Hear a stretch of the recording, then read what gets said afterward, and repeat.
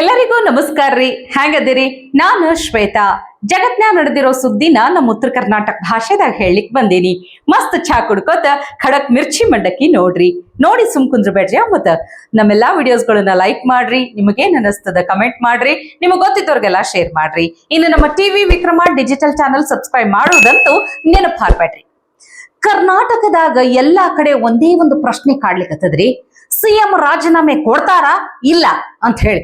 ಯಾಕೆ ಹೇಳುತ್ತೆ ಅಂದ್ರ ಅವ್ರದೇ ಪಕ್ಷದ ನಾಯಕರೇ ಫುಲ್ ಕಾಯ್ಲಿಕತ್ತಾರ. ಅವ್ರದೇ ಪಕ್ಷದ ನಾಯಕರು ಹೇಳಲಿಕತ್ತಾರ. ನೋಡಿ, ಇಷ್ಟೆಲ್ಲಾ ಕಳಂಕ ಆದ್ಮೇಲೆ, ಇಷ್ಟೆಲ್ಲಾ ಆರೋಪ ಬಂದ ಮೇಲೆ ಸಿಎಂ ರಾಜೀನಾಮೆ ಕೊಟ್ರ ಚಲೋದ, ಪಕ್ಷದ ಮಾನ ಮರ್ಯಾದೆ ಉಳಿತದ ಅಂತ ಅಲ್ಲಿಕತ್ತಾರ. ಆದ್ರ ಒಳಗಿನ ಆಸೆ ಬೇರೆನೇ ಅದ. ಬಹಳ ಮಂದಿ ಸಿಎಂ ಆಗ್ಬೇಕು ಅಂತ ಟಿಕೆಟ್ ತಗೊಂಡ್ ನಿಂತಾರ, ವೇಟಿಂಗ್ ಲಿಸ್ಟ್ನಾಗ ಅದಾರ.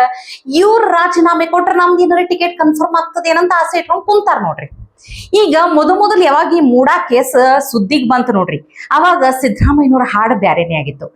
ನಾನೇನು ಮಾಡ್ಲಿಲ್ಲ, ನನಗೇನು ಗೊತ್ತಿಲ್ಲ, ಏನೊಂದು ನಡೆದಿಲ್ಲ, ಏನೊಂದು ಆಗಿಲ್ಲ, ನನಗೇನು ಗೊತ್ತೇ ಇಲ್ಲ ಅಂತ ಹಾಡ್ಲಿಕ್ಕತ್ತಿದ್ರು. ಆಮೇಲೆ ಯಾವಾಗ ಇವ್ರ ವಿರುದ್ಧ ದೂರು ಕೊಟ್ರು ನೋಡ್ರಿ, ಅದಾದ್ಮೇಲೆ ರಾಜ್ಯಪಾಲರೇ ಅನುಮತಿ ಕೊಟ್ರು. ರಾಜ್ಯಪಾಲರ ಮೇಲೆ ಎಷ್ಟು ಸಿಟ್ಟು ಅಂತೀನಿ. ಅಪರಾಧಿ ನಾನಲ್ಲ, ಅಪರಾಧ ಎನಗಿಲ್ಲ ಅಂತ ರಾಜ್ಯಪಾಲರ ಮೇಲೆ ಅಗದಿ ಸಿಟ್ಟಿಗೆ ಬಂದು ಅವ್ರು ಹೆಂಗ್ ಅನುಮತಿ ಕೊಟ್ರ ಅಂತ ಹೇಳಿ ಅದನ್ನು ಪ್ರಶ್ನೆ ಮಾಡಿ ಅರ್ಜಿ ಹಾಕಿದ್ರು.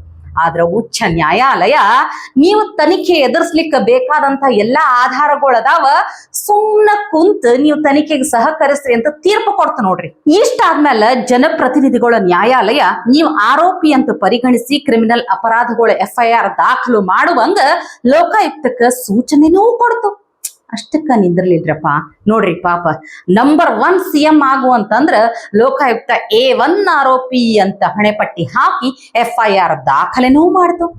ಇಷ್ಟೆಲ್ಲಾ ಕಳಂಕ ಹೊತ್ತ ಮೇಲೆ ಇನ್ನ ಎಲ್ಲಿ ತನಕ ಮುಖ್ಯಮಂತ್ರಿ ಸ್ಥಾನ ಅಂದ್ರ ಅದೊಂದು ಗೌರವ ಘನತೆ ಇರ್ತೈತ್ರಪ್ಪ. ಅದಕ್ಕೆ ಹಿಂಗ್ ಮಸಿ ಬೆಳೆದಿನ ಅಲ್ಲೇ ಕುಂತ್ಕೋಬಾರ್ದು. ನಿಮ್ ಪಕ್ಷದವ್ರೇ ಹೇಳಲಿಕ್ಕತ್ತಾರ ರಾಜೀನಾಮೆ ಕೊಟ್ ಬಿಡ್ರಿ ಅಂತ ಹೇಳಿ. ಒಂದ್ ಕಡೆ ಕಾನೂನು ಕುಣಿಕೆ ಬಿಗಿ ಆಗ್ಲಿಕ್ಕತ್ತದ. ಭ್ರಷ್ಟ ಹಗರಣಗಳ ಕುರಿತ ನ್ಯಾಯಾಲಯಗಳು ನಿಮ್ ವಿರುದ್ಧ ತೀರ್ಪು ಆದೇಶಗಳನ್ನ ಪ್ರಕಟಣೆ ಮಾಡ್ಲಿಕ್ಕತ್ತಾರ. ಇಷ್ಟೆಲ್ಲಾ ಆದ್ರೂ ನೀವು ಇನ್ನ CM ಆಗೇ ಮುಂದುವರಿತೀನಂತಿರಲ್ಲ, ಹೆಂಗ್ ಅಂತಿದು.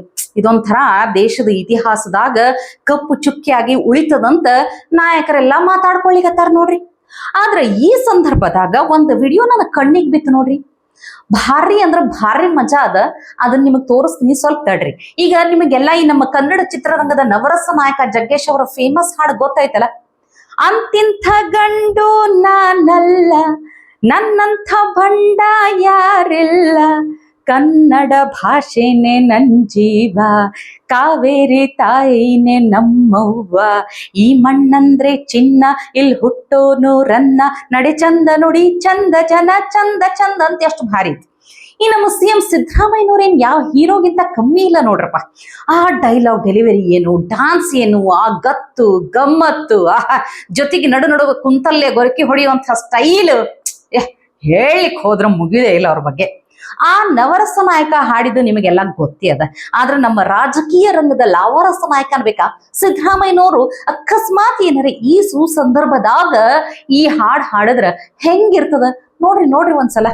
ವೈದ್ಯರಿಲ್ಲ ಕಡಿ ಪಕಡಿ ಚುಮ್ಮ, ಅಂತಿಂತ ಭಂಡ ನಾನಲ್ಲ, ನನ್ನಂತ ಭಂಡ ಯಾರಿಲ್ಲ, ಭ್ರಷ್ಟಾಚಾರವೇ ನನ್ ಜೀವ, ಹಗರಣಗಳೇನೆ ನನ್ ಪ್ರಾಣ, ಲೂಟಿ ಹೊಡಿ ಅಂದ್ರೆ ಇಷ್ಟ, ರಾಜೀನಾಮೆ ಕೊಡು ಅಂದ್ರೆ ಕಷ್ಟ, ಸ್ಕ್ಯಾಮ್ ಅಂದ್ರೆ ಚೆನ್ನ, ಸ್ಕ್ಯಾಮ್ ಅಂದ್ರೆ ಚಿನ್ನ, ಅಂತಿಂತ ಭಂಡ ನಾನಲ್ಲ, ನನ್ನಂತ ಭಂಡ ಯಾರಿಲ್ಲ.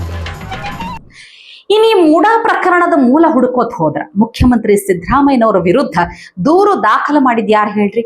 RTI ಕಾರ್ಯಕರ್ತ ಸ್ನೇಹಮಯಿ ಕೃಷ್ಣ. ಅಲ್ಲ, ಸಾಮಾನ್ಯ ಮಂದಿ ವಿರುದ್ಧ ಮಾತಾಡಿದ್ರೇನೆ ಈಗೆಲ್ಲ ದೊಡ್ಡ ಈಗ ಏನೇನೋ ಕೇಸ್ಗಳು ಎದುರಿಸ್ಬೇಕಾಗ್ತದ. ಇಂಥವ್ರ ವಿರುದ್ಧ ವಂಚನೆ ಪ್ರಕರಣ ಸಂಬಂಧ ಈಗ ಸ್ಪಷ್ಟನೆ ಕೊಟ್ಟಾರೆ. ಯಾಕಂದ್ರೆ ಈ ಸ್ನೇಹಮಯಿ ಕೃಷ್ಣ ಅವ್ರ ವಿರುದ್ಧ ಏನೇನೋ ಪ್ರಕರಣಗಳು ದಾಖಲಾಗಿದ್ವು. ಚಾಮರಾಜನಗರದಾಗ ಸ್ನೇಹಮಯಿ ಕೃಷ್ಣ ಅವರು ಹೇಳಿದ್ರು, ಕರುಣಾಕರ್ ಅನ್ನೋರು ನನ್ನ ವಿರುದ್ಧ ಸುಳ್ಳು ಪ್ರಕರಣ ದಾಖಲೆ ಮಾಡ್ಯಾರ. ಕರುಣಾಕರ್ ಅವ್ರ ಬಲ್ಲಿ 50,000 ರೂಪಾಯಿ ಸಾಲ ತಗೊಂಡಿದ್ದು ಖರೆ ಅದ, ಆದ್ರ ಅದಕ್ಕೆ ನಾ ಬಡ್ಡಿನೂ ಕಟ್ಲಿಕತ್ತೀನಿ. ಸುಳ್ಳೆ 3 ಲಕ್ಷ ಸಾಲ ಕೊಡಿಸ್ತೀನಿ ಅಂತ ಹೇಳಿ ಪ್ರಾಮಿಸರಿ ನೋಟ್ ಬರ್ಸ್ಕೊಂಡಾರ. ಆದ್ರ 3 ಲಕ್ಷ ಕೊಟ್ಟಿಲ್ಲ, ನಾ ತಗೊಂಡಿದ್ದು ಬರೀ 50,000. ಅಷ್ಟೇ ಅಲ್ಲ, ಈ ಪ್ರಕರಣಕ್ಕೆ ಸಂಬಂಧಪಟ್ಟಂಗ ನಾ ಕೋರ್ಟಿಗೆ ಹಾಜರಾಗ್ಲಿಕತ್ತೀನಿ, ನಾ ಎಲ್ಲೂ ತಪ್ಪಿಸ್ಕೊಂಡಿಲ್ಲ. ಈ 50,000ಕ್ಕ ನ್ಯಾಯಾಧೀಶರು ಎಷ್ಟು ಸೇರಿಸ್ಕೊಡ್ತೀರಿ ಅಂತ ಕೇಳಿದಾಗ ಅದಕ್ಕೆ 25,000 ಸೇರಿಸಿ 75,000 ಕೊಡ್ಲಿಕ್ಕೆ ನಾ ಒಪ್ಕೊಂಡಿನಿ ಅಂತೆಲ್ಲ ಸ್ಪಷ್ಟನೆ ಕೊಟ್ಟಾರ. ನೋಡ್ರಪ್ಪ, ದೊಡ್ಡ ಮಂದಿ ವಿರುದ್ಧ ಮಾತಾಡ್ಲಿಕ್ಕೆ ಹೋದ್ರ ಏನಾರ ಇಂಥವ್ ಬೆಳಕಿಗೆ ಬರ್ತಾವ್ ನೋಡ್ರಿ. ಹಿಂಗ ಆಗ್ತಿರ್ತಾವ. ಭಾಳ ಅಂದ್ರ ಭಾಳ ಒಳ್ಳೆಯವ್ರಿಗೆ ಕಾಲಲ್ಲ ಅಂತೀವಲ್ಲ, ಹಿಂಗ ನೋಡ್ರಿ. ಇದಕ್ಕ ಇಂಥವೆಲ್ಲ ನೋಡಿದಾಗ ಅನಿಸ್ತಿರ್ತದ. ಈ ಹೇಳಿಕೆಗಳನ್ನ ತಿರುಚುದು ಅಂತಾರ ನೋಡ್ರಿ. ಅಂದ್ರ ಇವತ್ತು ಒಂದು ಮಾತು ಹೇಳಿದ್ರು, ಒಂದು ಸ್ಟೇಟ್ಮೆಂಟ್ ಕೊಟ್ರು ಅಂತ ತಿಳ್ಕೊರಿ, ಏನೋ ಮಾತಿನ ಭರದಾಗ. ಮರ್ದಿನ ಕೇಳಿದ್ರ ನಾ ಹಂಗ ಹೇಳಿಲ್ಲ, ಇದು ಹಿಂಗಾಯ್ತು ಹಂಗಾಯ್ತು ಅಂತ ಹೇಳಿ ಏನೇನೋ ಟ್ಯಾಪೆ ಹಚ್ಚಿ ಆ ಹೇಳಿಕೆಯನ್ನ ಚೇಂಜ್ ಮಾಡ್ಬಿಡ್ತಾರ ನೋಡ್ರಿ. ಇದು ಒಂಥರ ಭಾರಿ ಟ್ಯಾಲೆಂಟ್ ರಪ್ಪ. ಈ ಟ್ಯಾಲೆಂಟ್ ರಾಜಕಾರಣಿಗಳಿಗೆ ಒಂದ್ ರೀತಿ ಇನ್ಬಿಲ್ಟ್ ಅಂತ ಹೇಳ್ಬಹುದು. ಅವ್ರಿಗೆ ಪ್ರತಿಭೆ ಇದ್ದೇ ಬಿಡ್ತದ.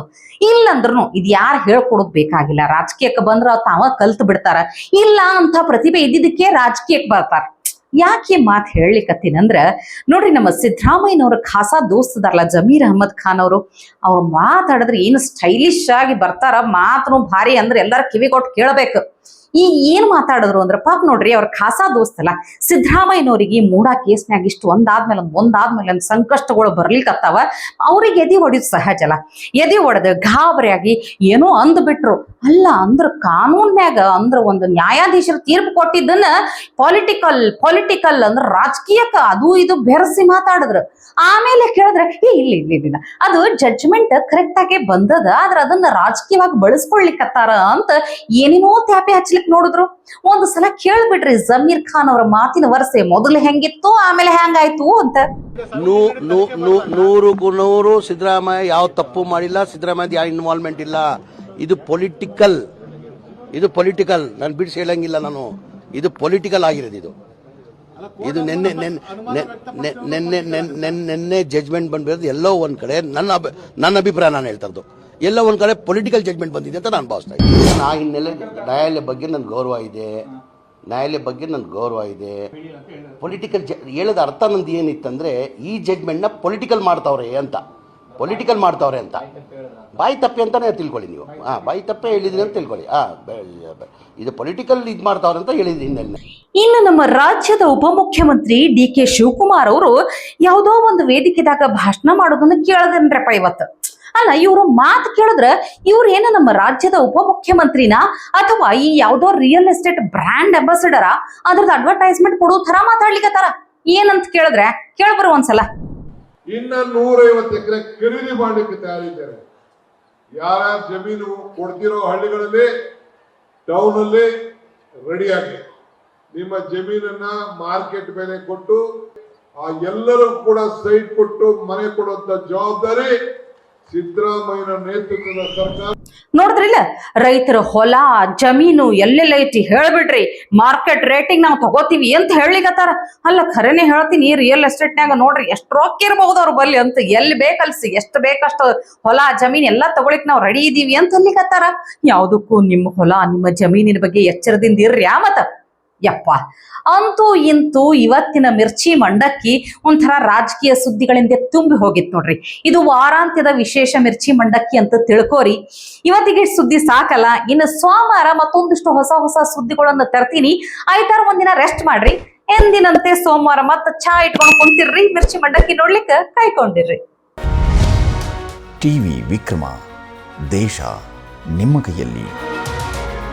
ಈ ಕಾರ್ಯಕ್ರಮ ನಿಮಗೆ ಇಷ್ಟ ಆಗಿದ್ದಲ್ಲಿ ಲೈಕ್, ಶೇರ್ ಹಾಗೂ ಕಮೆಂಟ್ ಮಾಡಿ. ಟಿವಿ ವಿಕ್ರಮದ ಕಾರ್ಯಕ್ರಮಗಳನ್ನು ನಿರಂತರವಾಗಿ ವೀಕ್ಷಿಸಲು ಸಬ್ಸ್ಕ್ರೈಬ್ ಮಾಡಿ, ಬೆಲ್ ಐಕನ್ ಒತ್ತಿ.